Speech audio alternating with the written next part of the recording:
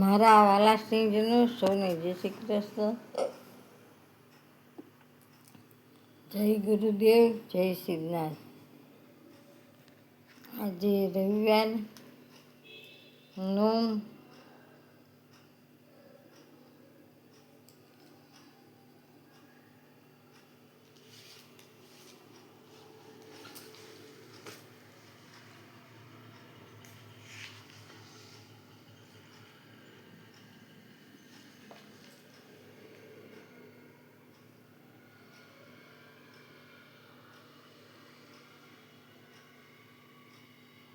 રાશિ છે તુલા, નામના અક્ષર છે ર અને ત.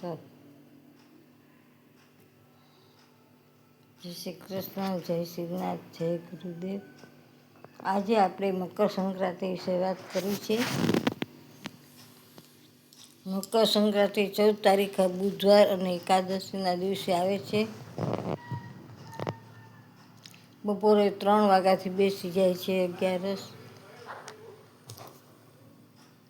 આગલે દિવસ કે મકર 3 વાગ્યા પછી કોઈ અનાજ ખાવું નહીં. સંક્રાંતિના દિવસે તલનું દાન કરવાનું હોય. કાળા તલ લેવા, હથેળીમાં ચોળી નાખવા, પાણીમાં નાખવા 5-6 દાણા. એ પાણી પીવું અને નાવામાં એ પાણી લેવું. તલ મિશ્રિત પાણીથી સ્નાન કરવું અને તલ મિશ્રિત પાણી પીવું. આજે વાત કરીએ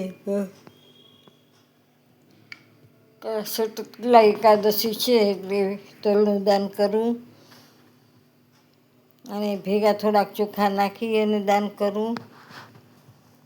તલને કાળા તલને ચોખાનું દાન કરવું.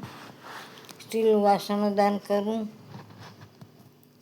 તાંબાના લોટામાં કાળા તલ ભરીને દાન આપવું.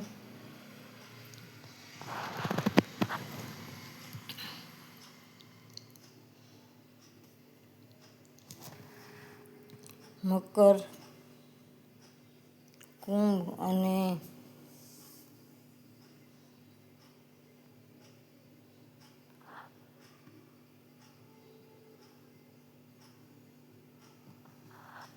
મકર, કુંભ અને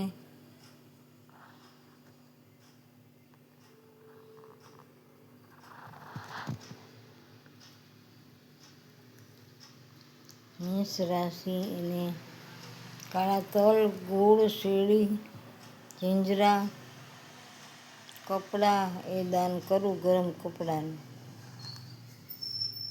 કોકને ધાબો દઈ દેવાય છે. બાકી જુસો દઈ દે, કાંઈ નહીં તો એક મફલર દઈ દેવાય, એક મોજાની જોડી દઈ દેવાય, એ પણ દાન કહેવાય. વૃષભ, તુલા અને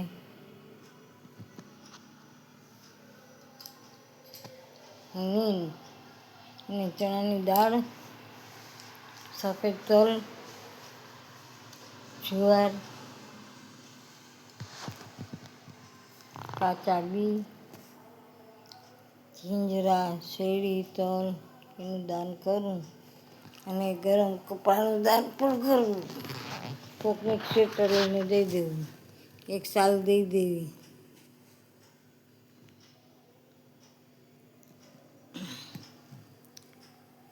પછી વૃષભ, કન્યા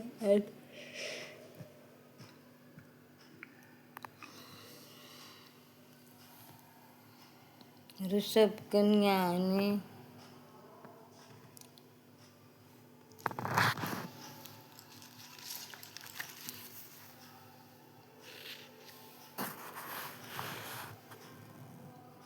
એમણે ચણાની દાળનું દાન કરવું, ચોખાનું દાન કરવું, કાળા તલનું દાન કરવું અને સ્ટીલનું વાસણનું દાન કરવું.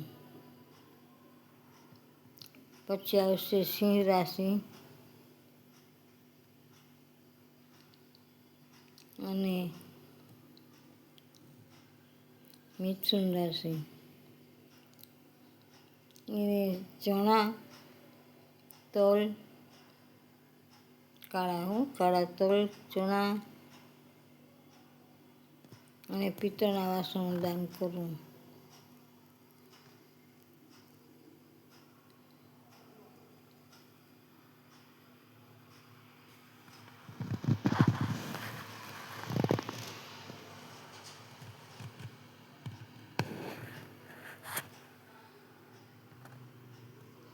કર્ક રાશિ અને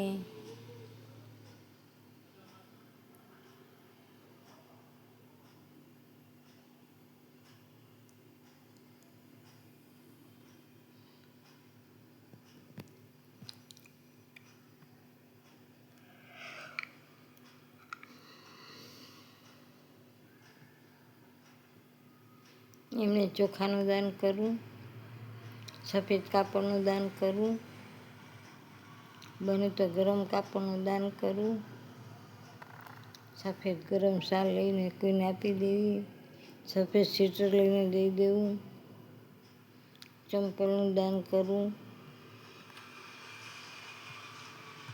તલના તેલનું દાન કરવું. મહાદેવ, જય સિદ્ધનાથ, જય ગુરુદેવ. મારી ચેનલને લાઈક કરજો, શેર કરજો, નવા તો સબસ્ક્રાઈબ કરજો. જ્યોતિષ તથા વાસ્તુશાસ્ત્ર કરું છું, તેમજ કર્મકાંડ કરું છું. માટે કોઈને કામ હોય તો માત્ર એક જ કોલ કરજો. આ સંક્રાંત બુધવારે આવશે, પછી કમુરતા ઉતરી જશે અને દરેક શુભ કાર્ય થશે. સગાઈ, લગ્ન, મુહૂર્ત,